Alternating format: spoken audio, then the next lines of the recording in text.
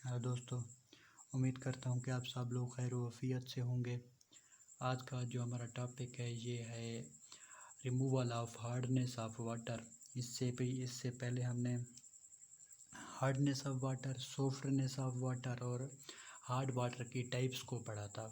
आज का जो हमारा टॉपिक है हम उसमें डिस्कस करेंगे वो तरीके जिससे हार्डनेस ऑफ वाटर को रिमूव किया जा सकता है। आप जानते हैं पानी हार्ड कब होता है? जब उसमें मैग्नीशियम आयन, कैल्शियम आयन या sulphate of calcium and magnesium या आपके पास बाइकार्बोनेट्स वगैरह मैग्नीशियम और कैल्शियम के पानी में दाखिल हो जाते हैं, जिससे पानी अनफिट फॉर ड्रिंकिंग हो जाता है, यानी कि हार्ड हो जाता है, हम उसको पी नहीं सकते, तो उसको हम कहते हैं हार्डनेस ऑफ वाटर।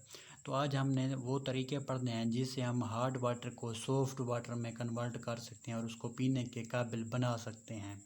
तो सबसे पहले सॉफ्टनिंग ऑफ वाटर है क्या चीज़? यही चीज़ है कि हम पानी से उन आयंस को रिमूव कर दें जो हार्डनेस ऑफ वाटर का वजह बनते हैं। तो इसकी जो पहली टाइप है ये है हार्डनेस, टेम्परेरी हार्डनेस, और दूसरी है परमानेंट हार्डनेस। ये दो टाइप्स ऑफ हार्ड वाटर हैं, हमने ये पहले डिस्कस कर चुकी हैं। टेम्परेरी हार्डनेस होता है bicarbonate of calcium and magnesium की वजह से, तो इसको हम कहते हैं टेम्परेरी हार्डनेस। यानी कि अगर वाटर में bicarbonate of calcium and magnesium शामिल हो जाएं तो वो टेम्परेरी हार्ड होता है। और परमानेंट हार्ड कब होता है? जब उसमें sulphate, chloride of calcium and magnesium या सल्फेट ऑफ कैल्शियम या मैग्नीशियम शामिल हो जाएं तो उसको हम कहते हैं परमानेंट हार्डनेस या परमानेंट हार्ड वाटर। तो इसको टेम्परेरी हार्ड वाटर को रिमूव करने का जो पहला तरीका है ये है बाय बॉइलिंग। यानी कि अगर हम पानी को हीट अप करें, बॉयल करें, तब जाकर हम जो है ना इसको रिमूव कर सकते हैं। टेम्परेरी हार्डनेस कैल्शियम यानी कि बाइकार्बोनेट ऑफ कैल्शियम या मैग्नीशियम की वजह से होता है ना। जब हम बाइकार्बोनेट ऑफ कैल्शियम को या बाइकार्बोनेट ऑफ मैग्नीशियम को करते हैं हीट, ठीक है, जब हीट करते हैं तो ये जो कंपाउंड है ये डिकम्पोज हो जाता है। यानी कि अगर कैल्शियम पर अपना बाई कार्बोनेट है या मैग्नीशियम बाइकार्बोनेट है, ये ब्रेक डाउन होता है, यानी कि डिकम्पोज हो जाता है। कैल्शियम कार्बोनेट में तहलील हो जाता है, H2O बन जाता है, कार्बन डाइऑक्साइड। अब जो कैल्शियम कार्बोनेट है ये इनसोल्यूबल फार्म होता है, ये प्रेसिपिटेट की शक्ल में हमारे ऊपर आ जाता है। तो हम कैल्शियम कार्बोनेट्स को रिमूव कर लेते हैं क्योंकि ये प्रेसिपिटेट्स की शक्ल में आ जाता है, ये कैल्शियम कार्बोनेट। उसके बाद वाटर, तो आपके पास वाटर है, ये अब सॉफ्ट वाटर होगा, हार्ड वाटर नहीं होगा। कार्बन डाइऑक्साइड इसमें आपके पास आएगी जो कि इवॉल्व हो जाएगी, क्योंकि कार्बन डाइऑक्साइड एक गैस है। ठीक हो गया। तो यह पहला प्रोसेस था बॉइलिंग का। अब कैल्शियम बाइकार्बोनेट भी हो सकता है, मैग्नीशियम बाइकार्बोनेट भी हो सकता है। ठीक हो गया। अब दूसरा जो मेथड है for removal of temporary hardness वो है क्लार्क मेथड्स, यानी कि क्लार्क का मेथड। इसमें क्या होता है? इसमें आप एक केमिकल यूज़ करते हो स्लैक्ड लाइम, जिसका फार्मूला है CaOH2। आप इस फार्मूले को याद रखिएगा, ये ऑब्जेक्टिव के हवाले से अहम है। ऐड स्लैक्ड लाइम इन H2O। जब हम हार्ड वाटर हमारे पास मौजूद है, टेम्परेरी हार्ड वाटर, हम क्या करेंगे उसमें स्लैक्ड लाइम डाल देंगे, ठीक है, CaOH2। क्या होगा? Magnesium permanganate, sorry magnesium bicarbonate plus CaOH2 slaked lime. अब ये हार्ड वाटर में हमने ये डालना है स्लैक्ड लाइम, तो क्या होगा फिर? आपके पास मैग्नीशियम कार्बोनेट जो कि प्रेसिपिटेट्स की शक्ल में आएगा, कैल्शियम कार्बोनेट ये भी प्रेसिपिटेट्स की शक्ल में आ जाएगा, तो आपके पास वापस बच जाएगा H2O जो कि अब हार्ड नहीं होगा, सॉफ्ट होगा। तो ये एक तरीका है क्लार्क मेथड का। क्लार्क मेथड के मुताबिक अगर हम स्लैक्ड लाइम डाल दें हार्ड वाटर में तो हम उसको सॉफ्ट बना सकते हैं। वो पहला तरीका था मैग्नीशियम बाइकार्बोनेट वाला। ये है कैल्शियम बाइकार्बोनेट, ठीक है। अब कैल्शियम बाइकार्बोनेट में जब हम स्लैक्ड लाइम डालेंगे तो फिर क्या होगा? आपके पास कैल्शियम कार्बोनेट जो कि प्रेसिपिटेट्स की शक्ल में, प्रेसिपिटेट, तो ये प्रेसिपिटेट की शक्ल में ऊपर आ जाएगा और आपके पास वापस H2O बच जाएगा जो कि सॉफ्ट वाटर होगा। कैल्शियम को बाइकार्बोनेट की शक्ल में सिर्फ आपके पास कैल्शियम कार्बोनेट आएगा। अगर आपके पास मैग्नीशियम बाइकार्बोनेट तो फिर आपके पास कैल्शियम कार्बोनेट और मैग्नीशियम कार्बोनेट दोनों आएंगे और दोनों प्रेसिपिटेट्स की शक्ल में ऊपर आ जाएंगे, पीछे सॉफ्ट वाटर बच जाएगा। ये था आपका टेम्परेरी हार्डनेस को रिमूव करने का तरीका। اب بات کرتے ہیں پرماننٹ ہارڈنیس کو کس طرح ریموو کیا جائے۔ پہلا جو طریقہ ہے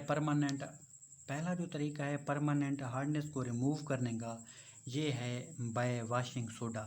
پہلے یہ ڈسکس کرتے ہیں کہ پرماننٹ ہارڈنیس کس طرح پیدا ہوتی ہے، کس طرح وجود میں آتا ہے کہ پانی پرماننٹ ہارڈ ہو جاتا ہے۔ پرماننٹ ہارڈنیس اس وقت وجود میں آتی ہے جب سلفیٹ آف کیلشیم یا میگنیشیم پانی میں حل آ جائیں، یا کلورائڈز وغیرہ، ان کے آئنز کے کلورائڈ اگر آ جائیں، تب بھی ہمارے پاس پرماننٹ ہارڈ واٹر وجود میں آتا ہے۔ تو اس کو کس طرح ریموول کیا طریقہ ہے، کس طرح ریموو کیا جا سکتا ہے۔ جو پہلا میتھڈ ہے یہ ہے بائی واشنگ سوڈا۔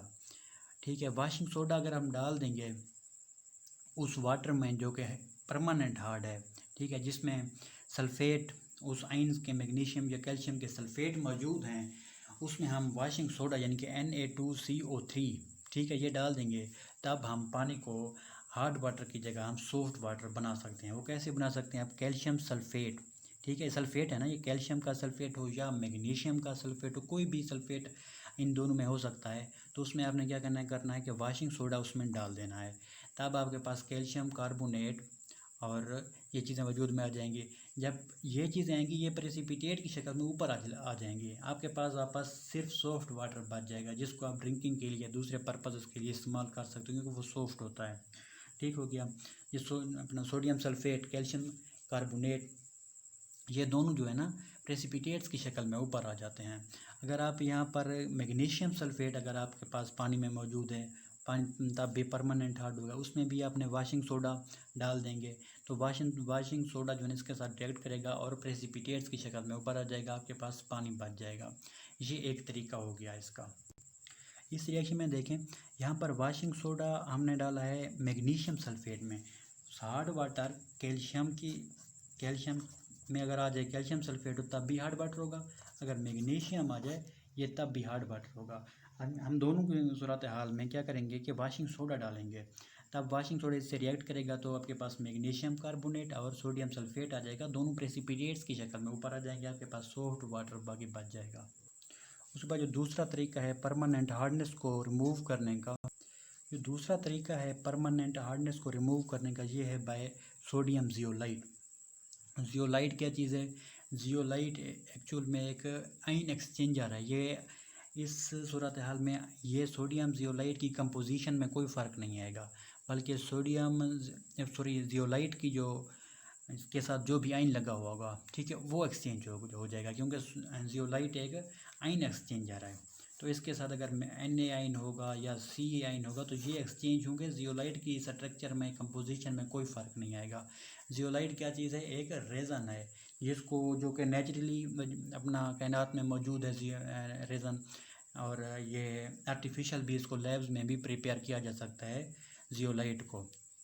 جب سوڈیم زیولائٹ کیلشیم سلفیٹ کے ساتھ ریئیکٹ کرے گا، ٹھیک ہے، تب آپ کے پاس کیلشیم زیولائٹ آ جائے گا اور سوڈیم سلفیٹ۔ اب یہ جو زیولائٹ موجود ہے آپ کے پاس کیلشیم والا، اس نے یہاں پہ صرف آئن کا ایکسچینج ہوا ہے، یہاں پر سوڈیم زیولائٹ تھا، یہاں پر کیلشیم ہو گیا، صرف اس لیے ہم کہتے ہیں کہ زیولائٹ ایک آئن ایکسچینجر ہے، ایک آئن ایکسچینج کرتا ہے۔ تو اس طرح بھی ہم جو آپ کے پاس ہارڈ واٹر اس کو ریموو کر دیں۔ جب ہم سوڈیم زیولائٹ ڈالیں گے تو وہ کیلشیم سلفیٹ کے ساتھ ریئیکٹ کرے گا، کیلشیم سلفیٹ کی وجہ سے تو پرماننٹ ہارڈنیس ہوئی ہے، تو ہم سوڈیم زیولائٹ کو ڈال دیں گے تو جو کیلشیم ہے وہ زیولائٹ کے پاس آ جائے گا، زیولائٹ اس کو اٹریکٹ کر لے گا، ٹھیک ہو گیا۔ اس کے بعد آپ کے پاس Na2SO4 جو کہ سوڈیم سلفیٹ ہے، یہ بھی پریسیپیٹیٹس کی شکل میں اوپر آ جائے گی، تو پانی بھی نیچے بچ جائے گا جو کہ سافٹ واٹر ہوگا۔